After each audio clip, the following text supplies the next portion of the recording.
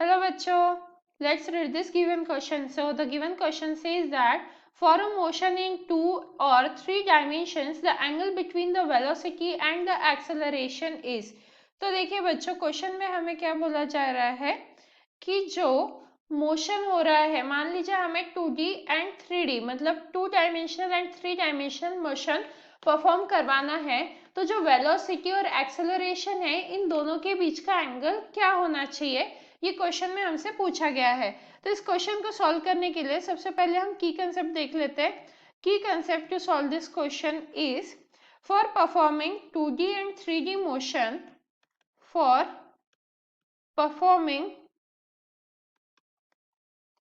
2D and 3D motion, vectors should not be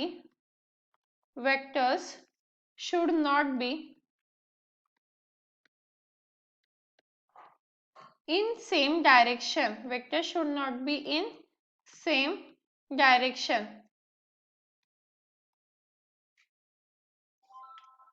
देखिए बच्चों, अगर मान लीजिए हमारे पास कोई भी दो वेक्टर्स है, सबसे पहले हम यहाँ पे दो वेक्टर्स कंसीडर कर लेते हैं। ये हमारा ए वेक्टर मान लीजिए और ये बी वेक्टर मान लीजिए।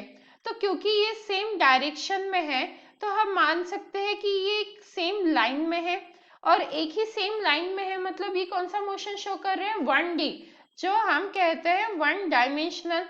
क्योंकि यहाँ पे देखिए वो एक लीनियर मोशन परफॉर्म कर रहे हैं एक स्ट्रेट लाइन में, क्योंकि दोनों वेक्टर्स सेम डायरेक्शन में है। और अगर वो सेम डायरेक्शन में है तो इन दोनों के बीच का एंगल क्या होगा, यहाँ पे हम लिख लेंगे 1 dimension.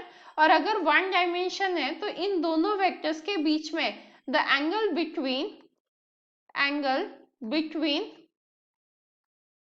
A bar and B bar क्या होगा, 0 होगा। तो क्योंकि अगर ये सेम डायरेक्शन में है तो वो कौन सा मोशन शो करेंगे, 1D मोशन शो करेंगे। बट हमें क्वेश्चन में कौन सा मोशन चाहिए, 2D and 3D।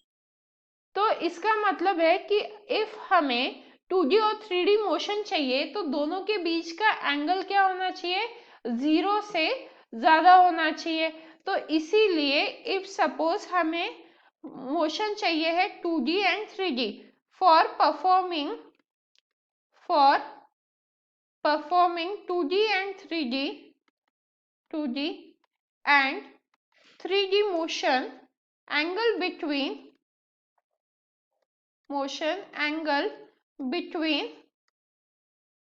two vectors must be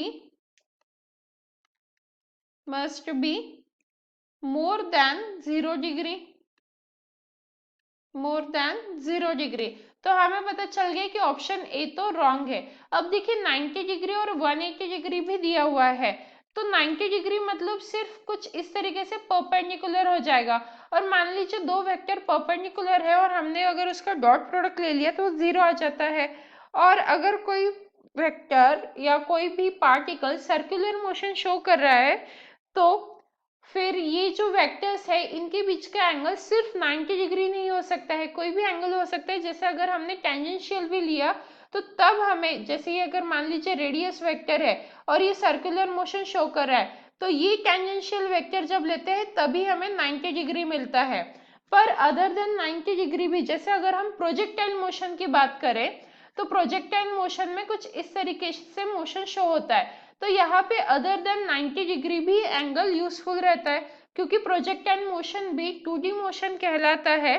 तो इसीलिए ये जो 2D और 3D मोशन परफॉर्म करवाना है तो दो वेक्टर्स के बीच का एंगल 0 डिग्री से 180 डिग्री होना चाहिए।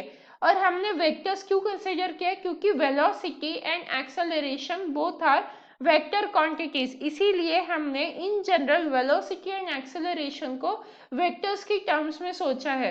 तो इसीलिए दोनों के बीच का एंगल कितना होना चाहिए, any angle between 0 degree and 180 degree, मतलब जो हमारा ऑप्शन डी है वो करेक्ट हो जाएगा।